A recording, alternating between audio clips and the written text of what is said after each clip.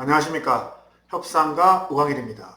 여러분, 최근 롯데 자이언츠 선수들의 도박 관련 보도가 이어지고 있습니다. 그리고 엄청난 비난이 이어지고 있죠. 그래서 그 기사들을 한번 살펴보면 댓글에 이게 정말 형사처벌 대상이 되는 게 맞냐, 그러니까 결국 도박죄로 처벌받을 수 있냐 없냐, 이런 질문들이 되게 많고요. 그 다음에 게임장에 간 것만으로도 이 처벌이 되냐 안 되냐, 이런 질문들도 많았고요. 그러면 KBO 징계와 롯데구단 징계가 같이 이어지는 거냐, 과연 선수들의 미래는 어떻게 되는 거냐에 대한 질문들이 있어서 변호사인 제가 형법상 도박죄로 처벌받을 수 있는지 없는지부터 선수들의 미래가 어떻게 될 것인지에 대해서 한번 정리해보는 시간을 갖도록 하겠습니다. 자, 먼저 도박죄가 뭔지에 대해서 알아보도록 하겠습니다. 도박죄는 형법 제246조입니다. 도박을 한 사람은 1,000만 원 이하의 벌금에 처한다. 다만 일시오락에 불과한 경우에는 예외로 한다. 그러면 이 조문을 읽으면 딱 두 가지 글자가 남죠. 도박이냐 일시오락이냐. 도박죄가 성립되려면 두 가지 요건이 있어야 되거든요.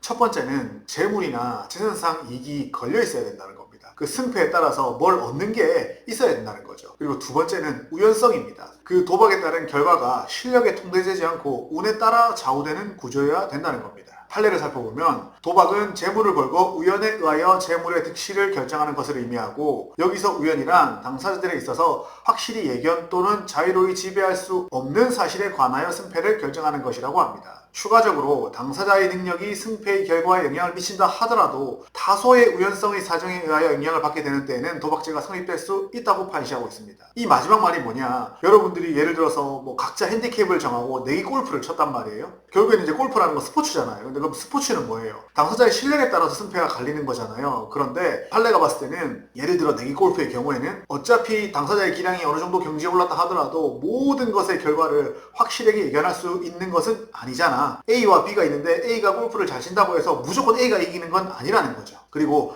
아무리 우수한 선수라고 해도 자신이 치는 공의 방향이나 거리를 무조건 자기가 원하는 곳에 올려놓을 수는 없다는 거죠. 그래서 내기 스포츠의 경우도 도박죄에 해당될 수 있다는 거 여러분 좀 주의하셔야 됩니다. 자, 그렇다면 게임장에 갔다고 무조건 도박죄로 처벌받냐? 그건 아닙니다. 게임장에 방문하고 옆에 앉아서 좀 자리에 앉아서 보고 그 다음에 뒤에서 화면을 보고 있었다, 이런 것만으로는 도박죄가 성립하지는 않습니다. 도박죄는 결국에는 방문한 장소가 어디냐, 어떤 게임을 했냐, 얼마를 걸고 했냐, 얼마나 자주 했냐 등등 이런 사항들을 입증해야 도박죄로 처벌할 수가 있게 되는 겁니다. 선수들은 조만간 조사를 받을 가능성이 높은데 아마 초기 진술이 굉장히 중요해질 겁니다. 그러면 언제 일시적 오락으로 인정될까요? 제가 판례를 살펴보면 좀 여러 가지 요건이 있는데 5가지로 정리해봤어요. 첫 번째는 도박의 시간입니다. 그러니까 거기 앉아가지고 얼마나 도박을 했냐는 거예요, 게임을. 체류 시간이 당연히 짧아야 되겠죠. 그래야 그냥 일시 오락이다 그냥 한번 해보고 아님 말지 이런 느낌이 되는 거죠. 그리고 어디서 했냐는 거예요. 그 도박을 한 장소가 말 그대로 도박장이라면 그냥 도박을 하러 간 거죠. 근데 그게 아니라 오락실일 수도 있고요. 아니면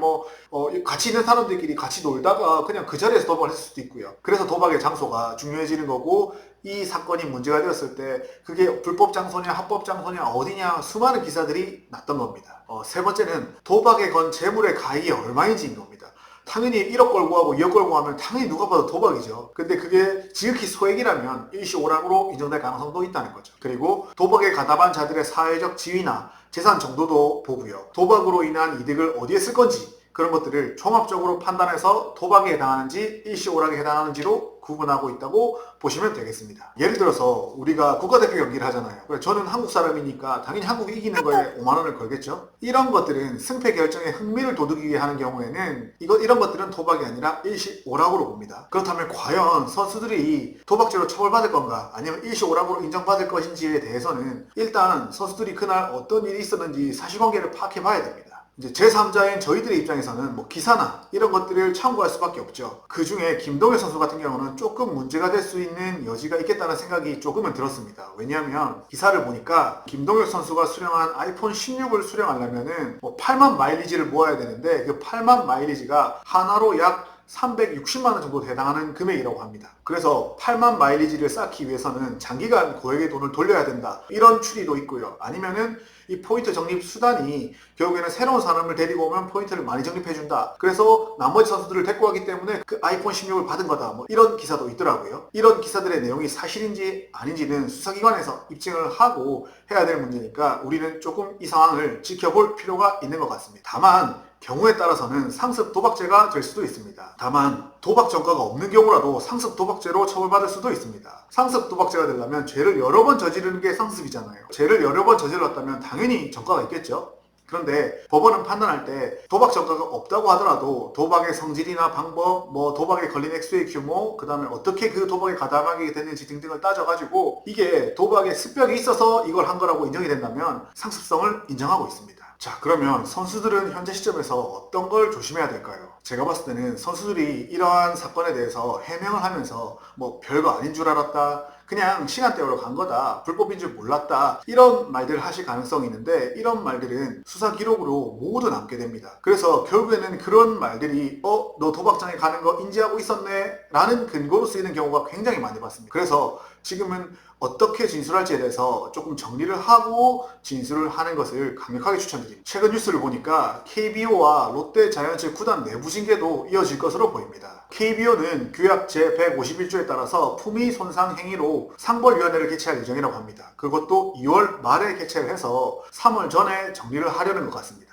만약 KBO에서 이 선수들의 행위를 품위손상 행위로 인정한다면 1개월 이상의 참가활동 정지나 30경기 이상의 출장 정지 또는 제재금 300만 원을 부과할 수 있다고 합니다. 그리고 여기에 더해서 롯데 구단 내부적으로도 징계가 나올 수 있다고 합니다. KBO에서 징계를 하는 경우에 구단에서 또다시 징계를 하게 되면 이중징계 아니냐 이런 논란이 있어서 KBO에서 징계를 하게 되면 구단에서는 좀 자제해주세요 라는 권고를 했다고 합니다. 그런데 그게 권고사항이라서 롯데 구단에서 내부적으로 판단해서 징계의 필요성이 있다면 롯데 구단 내부적인 징계도 따라 나올 수 있을 가능성이 매우 크다고 보여집니다. 제가 봤을 때 그럼 우리 4인방 선수들은 어떻게 해야 될까요? 첫 번째로 비난은 감수해야 될 것입니다. 지금 선수들을 향한 여론이 통제가 안 되기 때문에 묵묵히 받아내는 게 최선이 아닌가 그렇게 생각을 합니다. 그리고 형사 절차가 진행된다면 적극적으로 협조를 하는 것을 추천드립니다. 그리고 마지막으로 구단과 적극적인 소통을 통해서 커리어를 지키는 선택을 하셔야 된다고 생각합니다. 롯데의 보석 같은 선수 4명이 전지훈련에서 도박과 관련된 구설수에 오르게 되었는데요. 지켜보는 입장에서는 어쨌든 이 선수들도 롯데의 보물 같은 선수들이기 때문에 이 문제들이 해결이 잘 되고 커리어를 잘 유지할 수 있게 되어서 다시 야구장으로 복귀하는 것을 바라봅니다. 그리고 수사가 시작되면 초기 대응이 굉장히 중요해집니다. 그래서 말수를 줄이시고 구조를 보시려는 선택을 하셔야 된다는 겁니다. 오늘 영상은 여기까지 하고요. 저는 다음에 더욱더 좋은 영상으로 돌아오도록 하겠습니다. 안녕히 계십시오.